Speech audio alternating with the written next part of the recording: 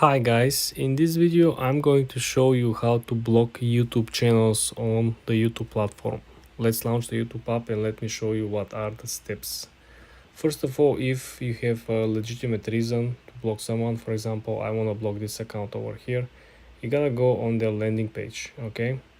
Then you want to go ahead and click on the three dots on the upper right.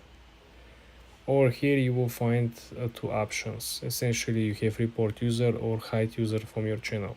If you just hide this account, this means that they will not be able to comment on your videos, but they're still gonna be able to see your content. And if they're subscribed, they're gonna get notified every time when you publish.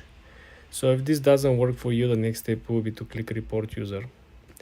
And if the report falls under some of these categories, of course you can utilize the option and you can simply select it. But if none of these options applies to your situation or your case, you can click the last option, which is none of the above. Okay, then you want to click next. Then you want to scroll all the way to the bottom of the page and you want to click on help. Do you see the lower left? It says help. You click on help and here you can essentially chat with YouTube.